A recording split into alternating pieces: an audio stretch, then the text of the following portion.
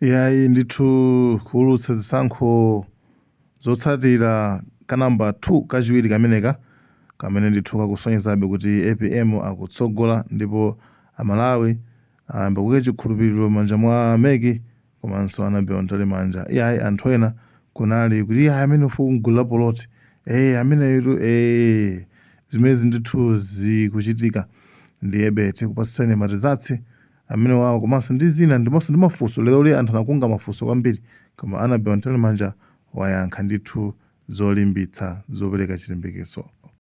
International Convention Center BICC mu mzinda wa Lilongwe komwenso kuli National Talent Center ya Malawi Electoral Commission ndipo tu madzulo ano kuli msonkhano wa atolankhani umene akuchititsa ndi wapampando wa bungwe limeneli. Choncho ine Raymond Kataika ndi kulandireni kuchokera kuno kuti titsatire zochitika pa msonkhano wa atolankhani umenewu.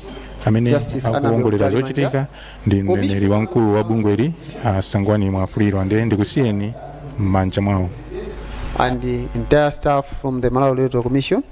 Also allow me to welcome Major General George Piri, Chief of the Military Operations at the Malawi Defense Forces.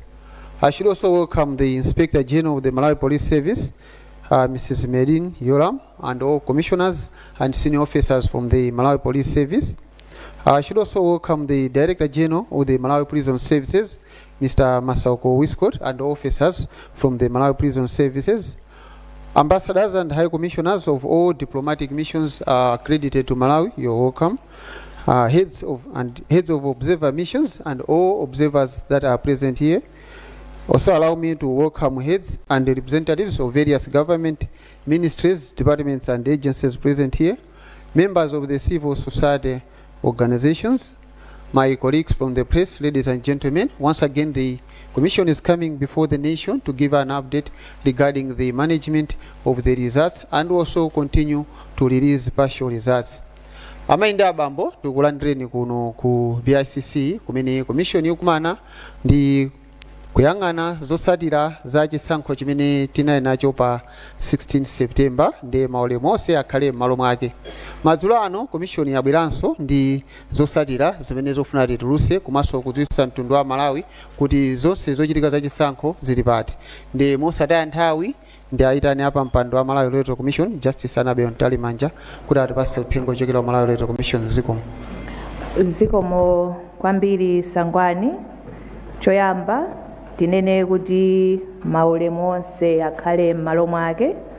Chachiwiri mutilole kuti tithokoze kwa Malawi onse tsiku la lero pa 20 September chifukwa chosunga bata komanso mtendere pamene tikupitirira kudikirira zotsatira zathu, komanso tithokoze nonse amene mwabwera madzulo ano m'nyumba muno, komanso nonse amene mukutimvetsera pa wailesi komanso kuonera pakanema komanso pa masamba a mchezo. Madzulo ano tabweranso kuti tipitirize kufotokozerera monga mmene ulendo wathu ukuyendera pamene tikulandira zotsatira zathu kuchokera ku madera osiyanasiyana, komanso pamene tikulandira madandaulo, komanso pamene tayamba kuunikira zotsatira zathu. Paja dzulo tinaulutsa zotsatira zingapo ndipo leronso tabwera ndi zotsatira zina zingapo. Choyamba tiloleni kuti tifotokozerere kuti kodi kulandira katundu wathu tsopano tafika pati. Lero mene mati 6 koloko madzulo ano tinali kuti zotsatira zochokera kuma constituency athu 228 zafika kudzera makina, kusonyeza kuti kwatsala constituency imodzi. Imene yatsala ndi Koma constituency kuno ku Lilongwe. Muja tinafotokozera timayenekera kuti kumeneko tipeze constituency returning officer wina kuti amalizitse ntchito. Tinafotokozanso ndipo mutilole kuti tikumbutsire kuti pa polling station ina iliyonse komanso pa constituency talent center ina iliyonse tamata kapena kuyika zotsatira zathu pamalo poonekera kaya ndi pa koma kaya ndi pa mtengo. Cholinga ndichokuti wina aliyense angathe kupita kukaona kuti zotsatira za pa polling station ino zinayenda motani. Tipitirize kupempha kuti chonde tisachotse zotsatira zimenezi komanso tisazifufute kapena kuzisintha. Kuyika zotsatira zimotero ndi njira imodzi yoonetsetsa kuti wina aliyense akudziwa ndi kutsatira kuti chisankho chayenda bwanji. Tifotokozerenso kuti zotsatira zochokera ku madera 228 zimenezi zawunikiridwa pa district tale center. Pamenepa ma district returning officers athu akuyenekera kuti amalizitse ma summaries pa chisankho cha president kuti zimenezo zifike kuno.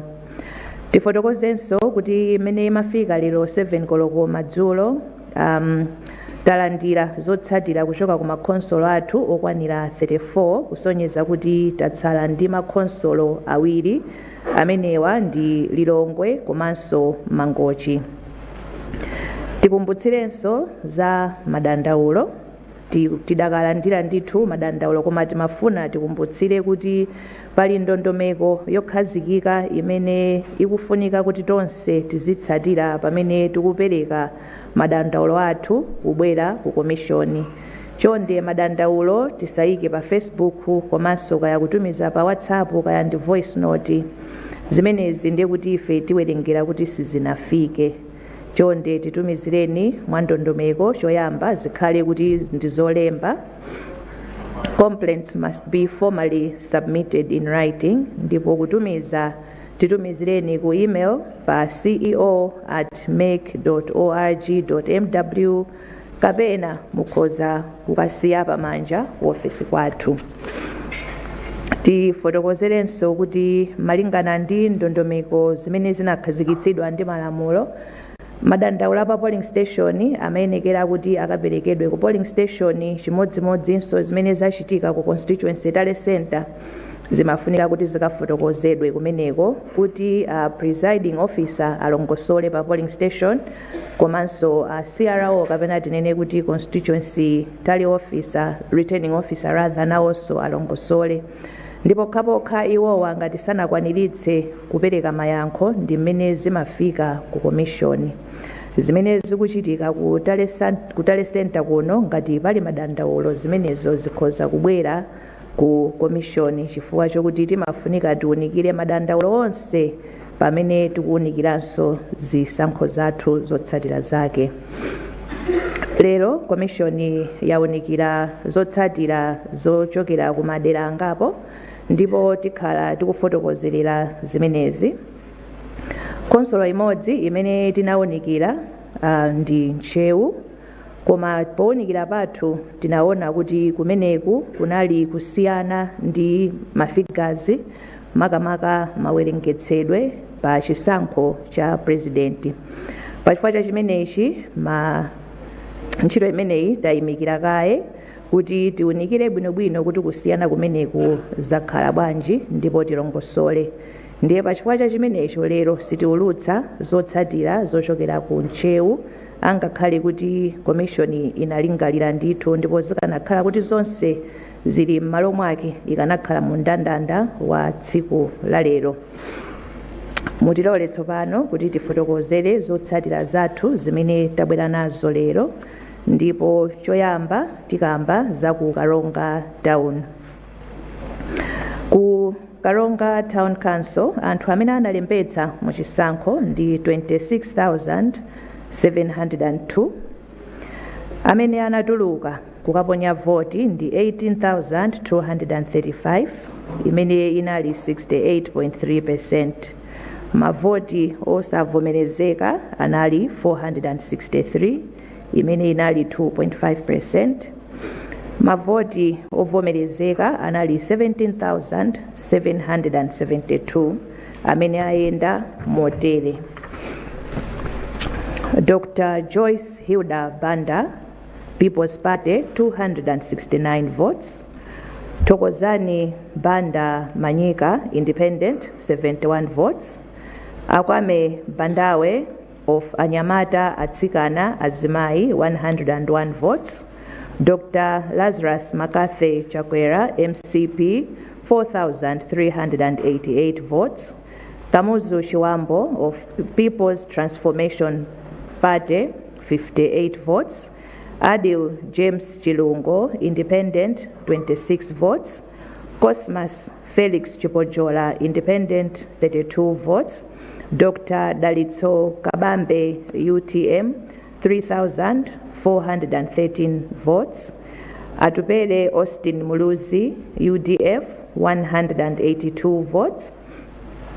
Professor Arthur Peter Mutarika, Democratic Progressive Party, 8,971 votes. Punziro Mvula, Independent, 11 votes. Frank Tumpale Mwenifumbo, National Development Party, 120 votes.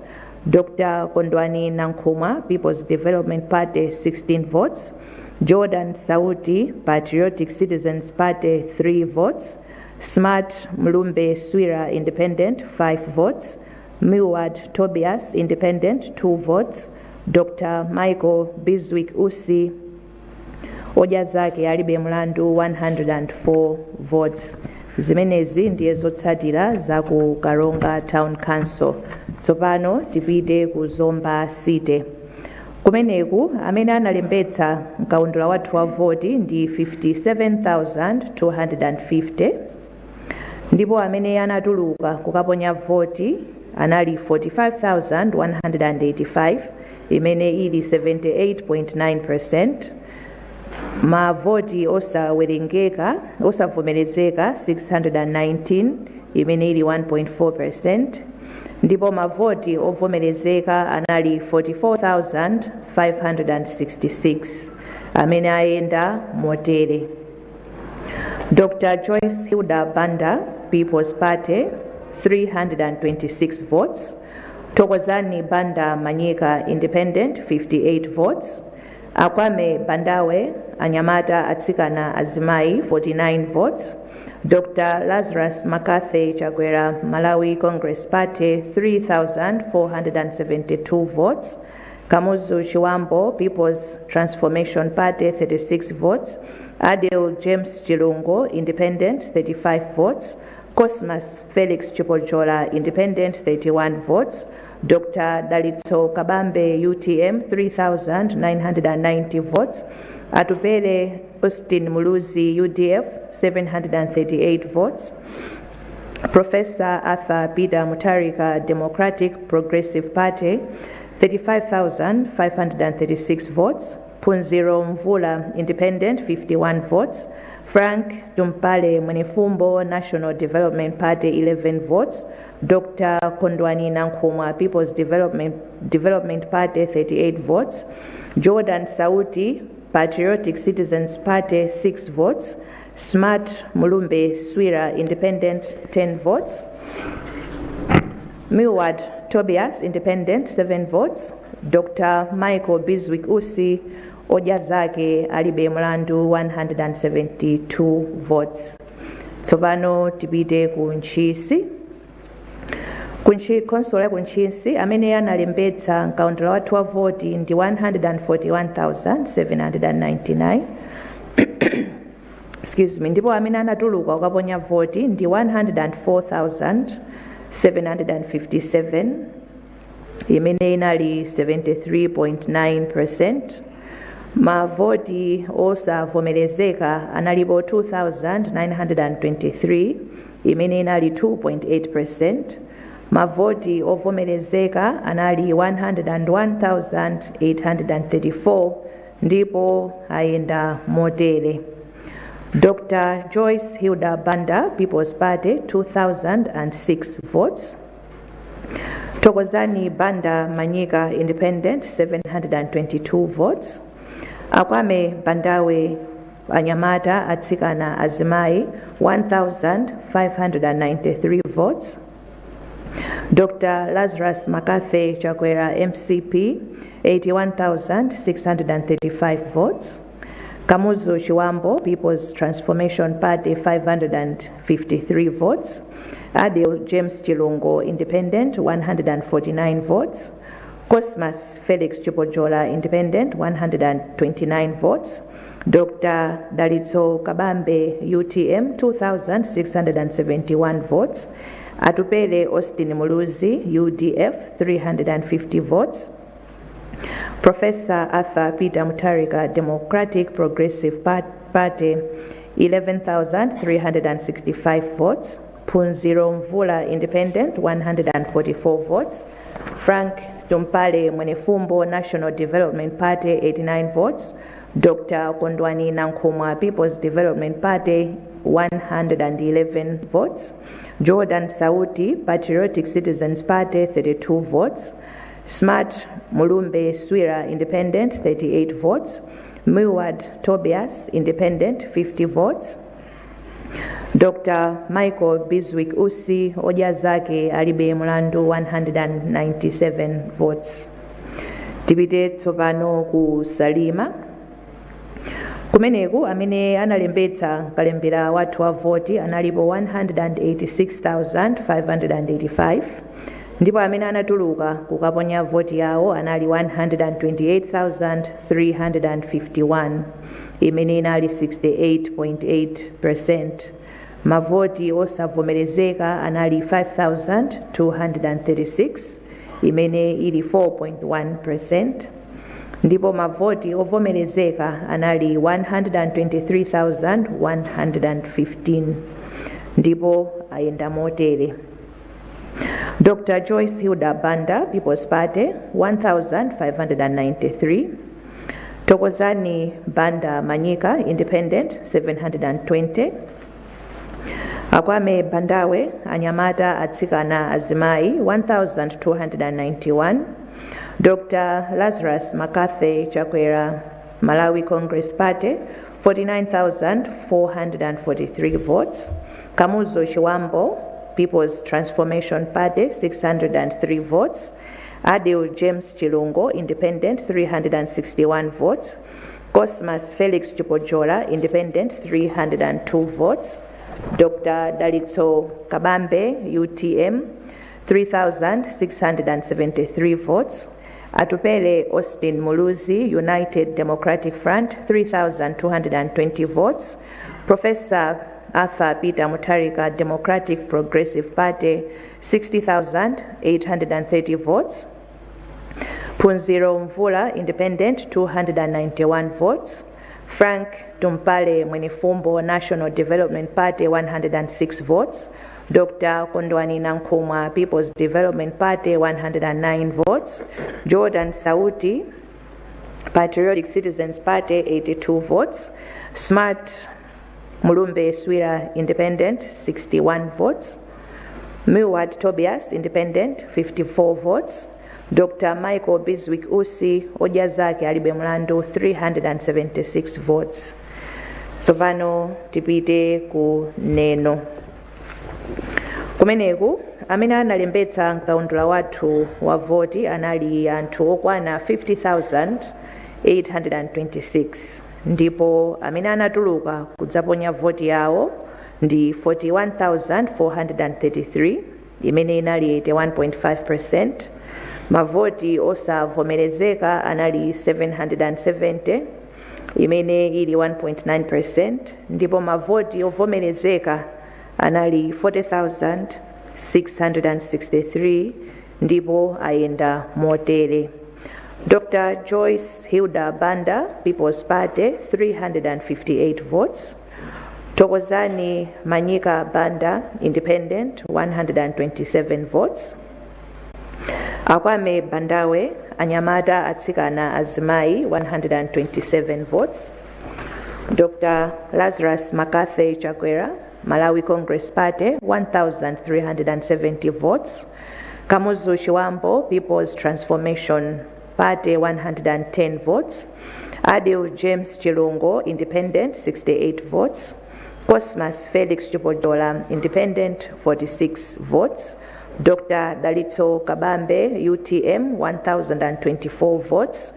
Atupele Austin Muluzi, UDF 544 votes, Professor Arthur Peter Mutharika Democratic Progressive Party 36,607 votes, Phunziro Mvula Independent 95 votes, Frank Tumpale Mwenifumbo National Development Party 39 votes, Dr. Kondwani Nankhumwa People's Development Party 25 votes, Jordan Sauti Patriotic Citizens Party 13 votes, Smart Mulumbe Swira Independent 11 votes, Miwad Tobias Independent 11 votes, Dr. Michael Biswick Usi Ojazaki Alibe Mlandu 88 votes. Amenewa ndi madera amene takwanitsa kuwunikira lero. Timafuna kuti tidziwitse mtundu wa Malawi kuti tipitiriza kuwunikira zotsatira zathu, kuti tionetsetse kuti chifuniro cha Malawi malinga ndi mmene anaponyera voti chilemekezedwe, komanso kuti tikhale tikuwulutsa mu nthawi yake. Mongokumbutsira, malingana ndi malamulo tili ndi masiku osapitirira 8 amene lamulo linakhazikitsidwa kuti komishoni iwulutse zotsatira za chisankho cha president. Mu nthawi imeneyi komishoni ikuwunikira zotsatira zathu kuti tionetsetse kuti zonse zili m'malo mwake, kuti tionetsetse kuti zimene tikuwulutsa ndi zolondola, komanso tikuchita zonse poyera komanso movomerezeka. Tipitirize kutsimikizira mtundu wa Malawi kuti ifeyo tichita ntchito yathu malinga ndi mmene zikuyenera kukhalira, komanso kuti, let me put it this way, the Commission assures all Malawians that no effort will be spared in safeguarding the integrity of the process. Dandaulo lina lililonse kapena funso lina lililonse limene tilandire mu ndondomeko yake, ifeyo tilandira ndithu, komanso tiwunikira malingana ndi ndondomeko zathu, komanso kutsatira malamulo. Ndipo chotsatira china chilichonse tichiyang'ana ndi kuchionetsetsa kuti chikhale kuti ndi chimene chikuchokera ku polling station ina iliyonse malinga ndi mmene anthu anaponyera voti yawo. Tikupitiriza kupempha Amalawi tonse, komanso anzathu azipani makandidate amene munapikisana nawo, komanso tonse amene tikukhudzidwa ndi chisankho ichi, kuti chonde tiyeni tipitirize kusunga bata ndi mtendere, komanso tiyeni tilemekezane, tisayankhule mokhadzula koma tikhale omangirirana. Ifeyo tipitiriza kugwira ntchito ndithu kuti timalize mu nthawi yake, kuti Amalawi onse athe kudziwa kuti kodi chisankho chathu chayenda bwanji. Ndikuthokozeninso nonse chifukwa chakumvetsera kwanu. Ambuye akudalitseni. Zikomo kwambiri. Zikomo kwambiri apa mpanda Malawi Electoral Commission. Monga mwa nthawi zonse pakhala pakuperekedwa mpata kwa atolankhani kuti afunse mafunso, ndikuloleni kuti mubwere kusogolo kuno anzanga atolankhani ngati muli ndi funso.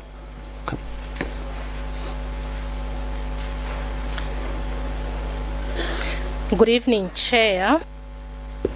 My name is Christina Chiota from Zodiac. I have 5 questions.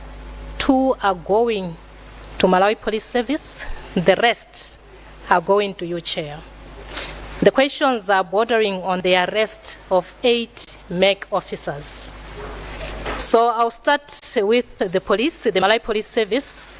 The first question is, have you now formally charged the 8 MEC officers? If yes, what are the charges? If not, why not? It's past 48 hours. Why the delay? People want to know. The second question, since time immemorial, when police officers release statements, they usually release with particulars of the suspects. But of late, and in this case we're talking about, of 8 MEC officers, we haven't heard of that. No particulars have been released. Is there a particular reason to that? Now to you, Chair.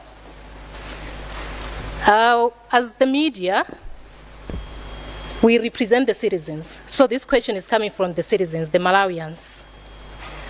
How are you feeling following the arrest of your officers?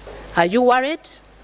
Are you concerned that these officers tried to tarnish the image of MEC, which is contrary to the expectation of MEC? And the second one, is on what is the status of these 8 MEC officers? Is MEC going to provide legal representation to them? And the last one, what is happening inside to check the extent of the problem? What are you doing? That is, if that problem is indeed there. Thank you very much. Zikomo kwambiri chair, ine ndi Austin Katunga kuchokera ku Mzati Radio and TV. Ndi mafunso atatu. Funso langa loyambirira ndilokhudza zomwe wafotokoza kuti mwayimitsa kaye zotsatira za kuntcheu chifukwa choti manambala ake ndithu akusiyana. Timangofuna kumvetsetsa kuti kusiyana kumeneku kuli pati, kukubwera motani, komanso zikutengereni nthawi yotani kufuna kuonetsetsa kuti chilichonse kumeneku chili m'malo mwake. Nkhani yachiwiri ndiyokhudza masanawo kunali msonkhano wa atolankhani omwe unakonzedwa ndithu ndi chipani cha United Democratic Front UDF. So kumeneku Alex Kalula amene ndi running mate anakambapo kuti mdziko muno akuti muli syndicate yobera chisankho mwaukadaulo, ndipo pakadali pano akuti zachita kuonekeratu pamene syndicate imene yagwiritsanso ntchito mamonita achipani pobera zisankho zimenezi. Timangofuna kudziwa kuchokera ku bungwe la MEC kuti mungathe kuyankhulapo zotani akuti syndicate iliko ndithu yobera chisankho. Mukudziwa izi? Ngati mukudziwa mukuchitapo zotani pa nkhani imeneyi? Nkhani yotsirizira, funso lotsirizira ni nkhani yokhudza security. Security imeneyi kwambiri ndikukamba nkhani ya amene akupikisana nawo.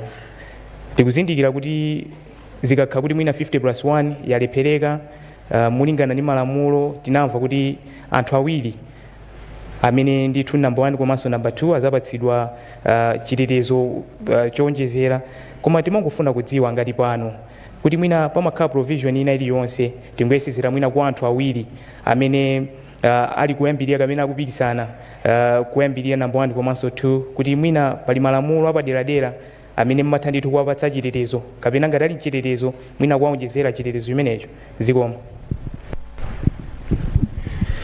Dzina langa ndi Kenneth Kondiwa kuchokera ku Ndirande FM. Ndimangofuna tidziwe za madando amene mukuti mukulandira, kuti kodi mukuthana nawo motani kupangira kuti kutsogoloku sizatheka kuti madando amenewa akutengereni bungwe lanu anthu ku khoti, mukuthana nawo kuti mukumalizana nawo bwinobwino. Komanso mmene wanenera zangayo kunali ndithu atolankhani anayitanidwa ndi UDF.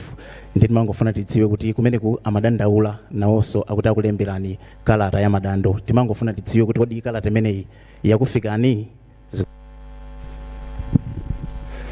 Chair, ine Johannes Momba, TVN Radio komanso television. Mafunso awiri, funso yambirira muna just exception ku nzangayo nkhani yokhudza ma complaints nena kuti kufika pano in terms of mene mupangira hando kapena kuchita madandaulo amenewo chifukwa kunena kuti mwina nthawi mukulengeza koma mwina nkhani yokhudza madando mukuchita bwanji in terms of handling madando ngati amenewo kuti isapa compromise integrity ya chisankho. Chachiwiri, chair, mwina simukudziwa kunjako mudapangisa msonkhano wa atolankhani dzulo, ambiri anakuyamikirani kuti I think khangati ikusongola. Mafuna ndifunso nena kuti chambirira kukuyamikirani panopa, are you surprised? Komanso what does it mean? Thank you.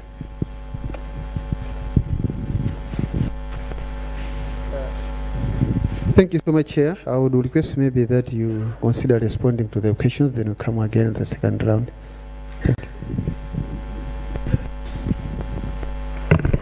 Zikomo kwambiri Sangwani, komanso ndithokoze nyumba yonse chifukwa cha mafunso.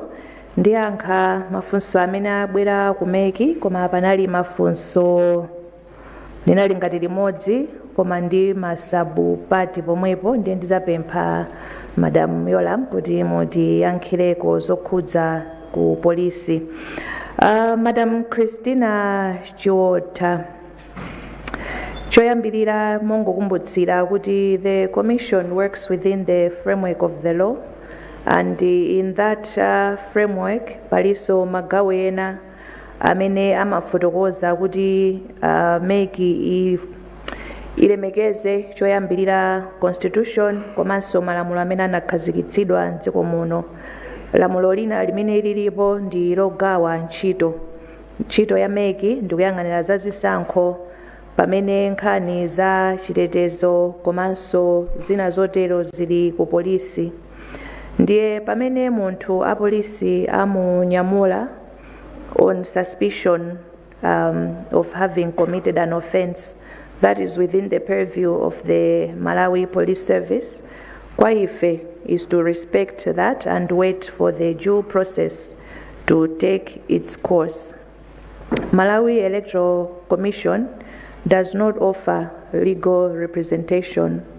Ndiye kuti amene the employees amene anyamulidwa, it is up to them to find their own legal representation. Mundilole kuti ndiyankhe motero. However, let me be quick to say munthu akamunyamula amakhala kuti pali ma allegations and they are innocent until proven guilty, and tingonena kuti ifeyo who allow the due process to take its course. Kunzati Austin Katunda tinafotokoza mu statement kuti panali ma discrepancies in tallying of the results za ku Nchewu, I beg your pardon, Nchewu District Council, ndipo tayimitsa the process of determination ya ma results. Koma ntchito yonseyi ikufunikabe kuti igwirike within the 8 days that we have to determine the presidential results.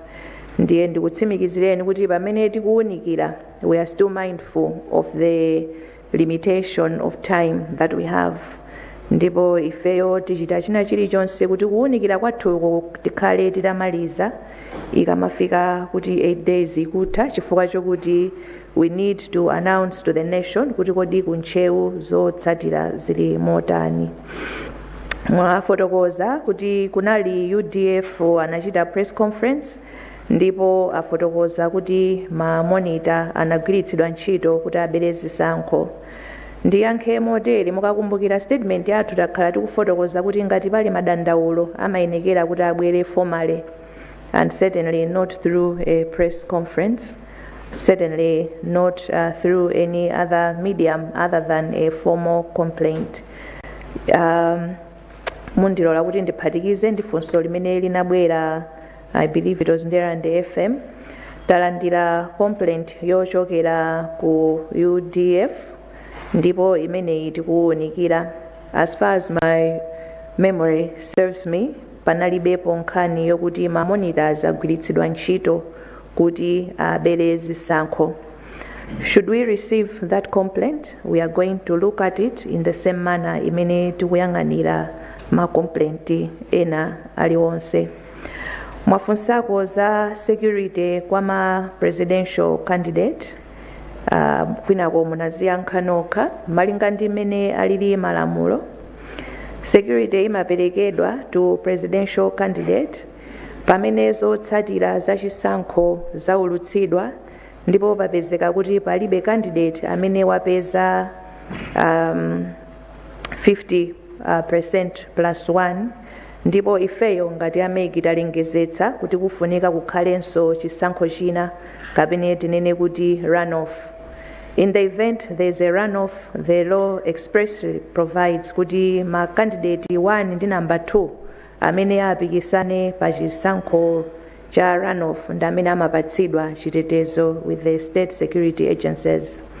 Ngati chili chisankho ngati chimene takhala nachochi, there is no requirement kuti amene anapikisana nawo apatsidwe chitetezo in that manner.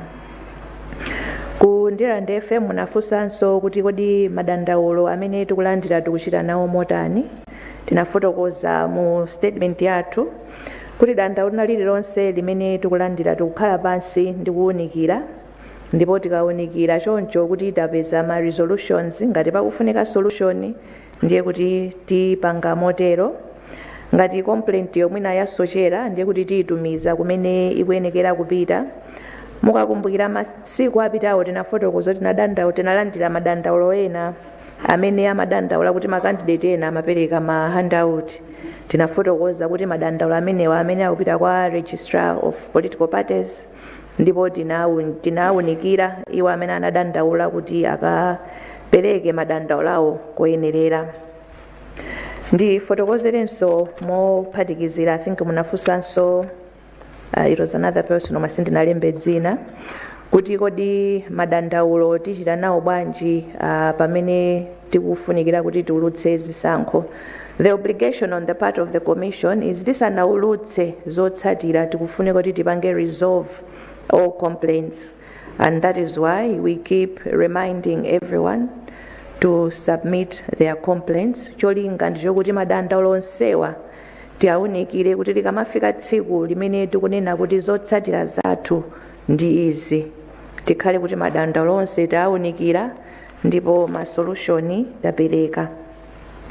Koma ndifotokozerenso kunena kuti ifeyo tikakhala kuti talandira dandaulo ndipo tapereka yankho lathu, koma amene anadandaulawo ngati sanakhutire ndi yankho limene tapereka, ali ndi ufulu pa malamulo kupita ku khoti kukafotokoza kuti tinali dandaulo ili tinakapereka ku commission, koma amene atiyankhira sitinakhutire, ndipo khoti limayawunikiranso nkhani imeneyo.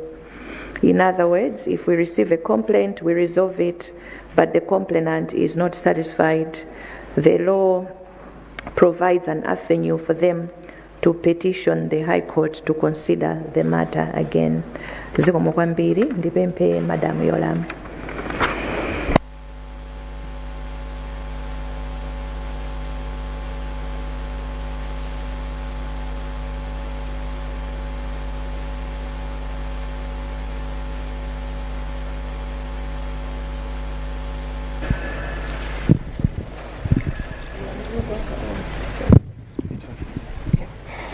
Thank you very much, Chair and the House. I have two questions from Zodiac, though they are related. Yoyambirirayo akufusa zama suspects. As reported yesterday, we arrested these people yesterday in the afternoon. As we speak, we are within the 48 hours, so there's no worry for them. Tikanali ma 48 hours yomwe ija sinathe chifukwa choti anthu anagwidwa madzulo in the afternoon. Yachiwiriyo akuti no particulars of the 8 suspects were mentioned in our press release. It was deliberate because we don't want to jeopardize our investigations. We would rather keep their names safe and undisclosed. Thank you, Chair. Thank you, Honorable Chairperson. You allow me to take the last set of the questions.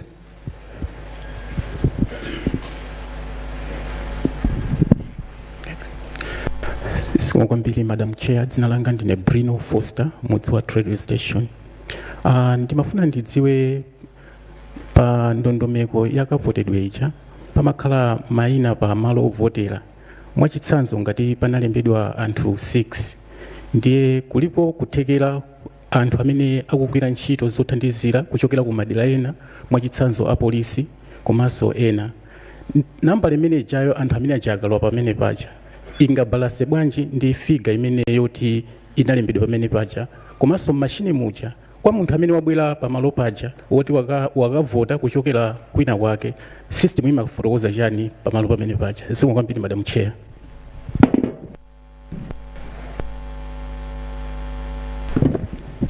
Thank you, Madam Chair. My names are Ruth Dawood from Angaliba. My questions are,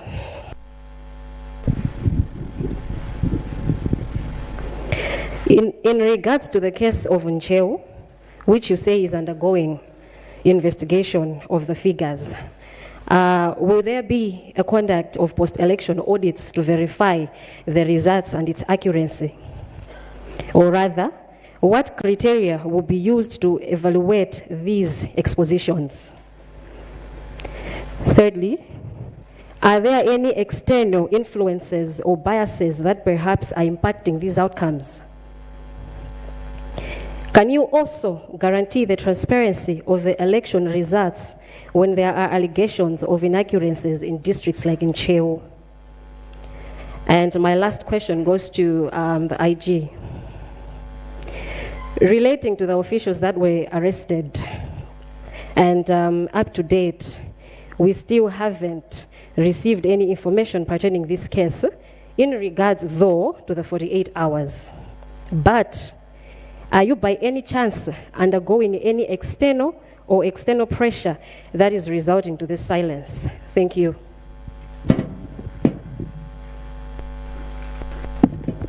Zikomo Madam Chair, dzina langa ndi Blessings Bomati kuchokera ku wireless ya Timveni komanso kanema wa Timveni.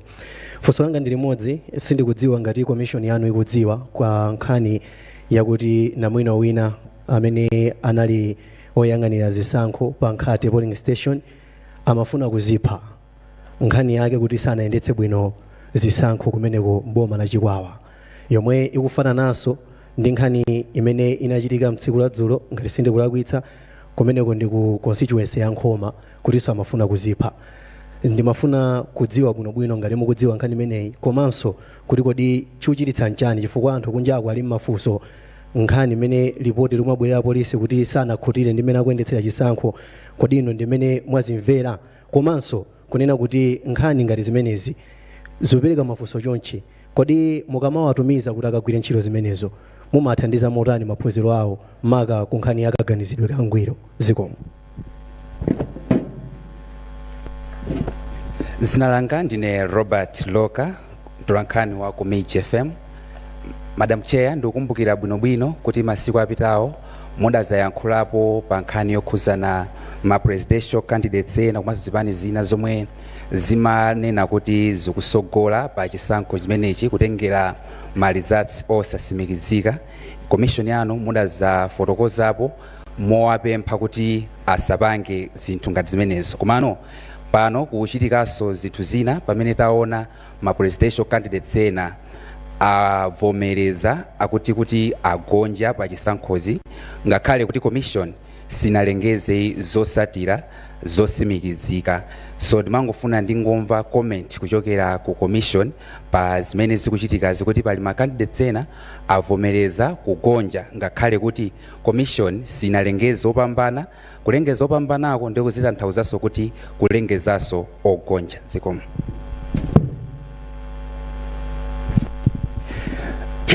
Madam Chair, ndine Damiano Galajira kuchokera kudowa FM.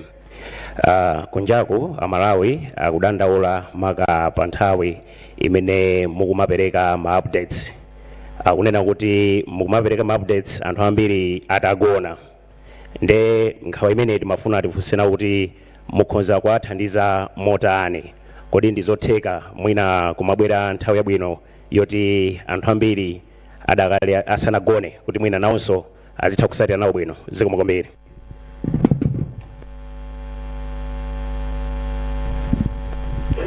Chair, dzina langa ndi Robson Patson, ndimagwira ndi wireless ya Channel 4 Nations komanso TV. Chair, dzulo kunabwera galimoto yonyamula zipangizo zanu zochokera ku Chitipa, koma itafika pa Njava inachedwa kutsitsa katundu. Kufufuza kwathu malinga ndi sosi wathu amene anatiuza kuti munayiwala ka box kameneka kunena kwawo amati ndi EMT. Ndimafuna mutsimikizire ngati izi zinachitika, akuti kameneka munayiwala muzinda wa Mzuzu koma galimoto ndi ya ku Chitipa.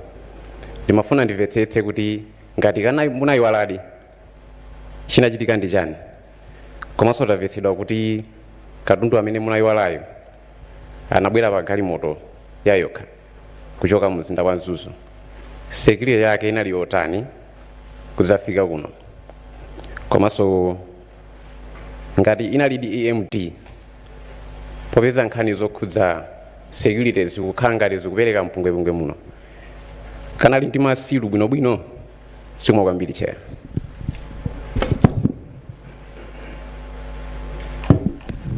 Thank you so much, Chair. I will request that you respond to the questions. Thank you.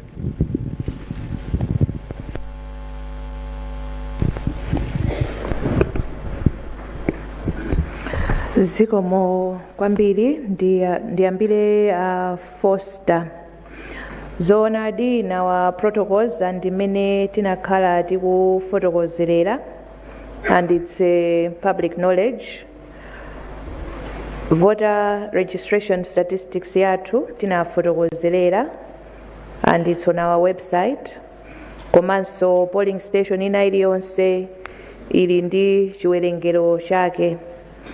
Koma mukakumbukira kuti sometime in August, Parliament passed an amendment to lamulo lathu loyendetsera chisankho cha President, aphungu a nyumba ya malamulo komanso makhansala, kuti ipereke mphamvu to the Commission to issue authority to vote elsewhere ku anthu amene amagwira ntchito za chisankho tsiku loponya voti, komanso anzathu achitetezo, kuonjezeraponso mamonita azipani. Tinabwera pamaso pa mtundu wa Malawi ndikufotokozerera kuti potsatira lamulo limeneli takhazikitsa njira kudzera mu form 29 imene iwo amene atumidwa kuti akagwire ntchito kumene sanalembetsere they will be applying for authority to vote elsewhere. Ndipo tinafotokozanso kuti fomu imeneyi ndiyo kuti tithandizire kuti tithe kulondoloza kuti amene waponya voti potsatira chilolezo chimenechi ndi ndani. Fomu imeneyi ikutithandizira kuti tidziwe kuti tiyerekeze pakanakhala kuti pali BICC polling station panalembetsa anthu 600, koma amene aponya voti ndi anthu 618. Ndiye kuti anthu 18 yo achokera kuti. Ndiye kuti tikayang'ana form 29 ija kuti tithandizire kufotokozerera kuti zatheka bwanji kuti pamalo apa anthu amene aponya voti ndi oposa amene analembetsera pamalo pamenepa. Kusonyeza kuti tili ndi ma form 29 amenewa amene atithandizire to account for munthu wina aliyense amene anakaponyera voti kumalo kumene sanalembetsere. David kuchokera ku Ngaliba tafotokoza ndithu kuti nkhani ya kuntchewu tikuunikira kuti tilondoloze kuti kodi kusiyana kwa mafiga amenewa zachokera pati. Ndipo sorry, Daud, not David, beg your pardon, Daud. Tikamaliza zonse tikamazafotokozera zazotsatira za kuntchewu tizafotokozanso kuti zimene tinapeza mukafukufuku wathu ndi zotani. The Commission continues to be transparent mu ma processes athu ena onse. Komanso mukaona the design of the law inakhazikitsidwa motero kuti tizitha kuyenda limodzi ndi ma stakeholders, and pa nkhani ya the actual electoral activities nkuona timakhala ndi mamonita kuti nawonso athe kuonerera kuti zikuyenda bwanji. And pa polling mukakumbukira timatsindika ndithu komanso kulimbikitsa anzathu azipani komanso ma independent candidate kuti atumize mamonita kuti akakhale pa polling station akaonerere mmene zisankho zikuyendera, kuwerengera mmene kuyendera, komanso kuonkhetsera, komanso kuonjezerapo amapatsidwa copies of the result sheets. Zonsezi is to guarantee, one, the credibility of the process, komanso just to ensure transparent processes. Ndikukhulupirira kuti mwina tikatero funso lanu takuyankhani. Ku Timven mwakamba nkhani za ku Khate police station. Kumeneku sitinalandire repoti ina iliyonse. Tikalandira ndiye kuti tikhala tikufotokozerera. Ku Midge FM mwafotokoza kuti alipo ena amene akuvomereza kuti iwo sanapambane. Tinene kuti kuvomereza kuti munthu sanapambane kapena conceding defeat ndi ufulu umene candidate ali nawo, ndipo commission simamuletsa munthu. Tikumbukire kuti ma candidate onse anali ndi ma monitors pa polling station, ndipo ma monitors amatha kuona kuti chisankhochi chikuyenda bwanji, ndipo anapatsidwa makopezi ama result sheet kusonyeza kuti ma candidate iwo aona mwina amene zayendera, ndipo ndi ufulu wawo kuchita chisankho chodikirira kuti commission iulutse official results, kapena iwo angonena kuti iwowo avomereza mmene zikuonekera. Uwu ndi ufulu wawo, koma the commission ndi imene imafotokozerera official results, ndipo monga tayambira tipitiriza kutero mpaka kumalizira. Dowa FM tikumabwera mwina nthawi yooneka ngati yochepa, koma kulingalira kwathu kunali kuti mwina tiziganizirako makhonsolo angapo kuti tikamabwera tikhale ndi zotsatira zogwirika, osati kungobwera ndi zotsatira za khonsolo imodzi. Choncho kubwera kwathu usiku ndiko kuti mwina tikhale ndi nthawi yokwanira kuti tionekere ndithu zotsatira kuchokera makhonsolo angapo, ndi chifukwa chake tikubwera motero. Kwa iwo amene angakhale kuti mwina agona tikumvetsetsa, koma ndikukhulupirira kuti anzathu a nyumba zoulutsa mawu akumakhala kuchita replay zimenezi in the course of the day, komanso tikumakhala ndi dashboard yathu imene ikumaonetsera kuti zimene taulutsa zili motani. Anzathu aku Channel for All Nations munafunsa za EMD, timafuna tifotokoze choyamba kuti CMD koma inali biometric voter verification device, kamakina kaja timagwiritsira kuzindikira anthu pa tsiku loponya voti, ndipo kameneka sikuti kanayiwalika, koma mwangozi anatsekera limodzi mu ballot box, ndipo zimenezi zinabwera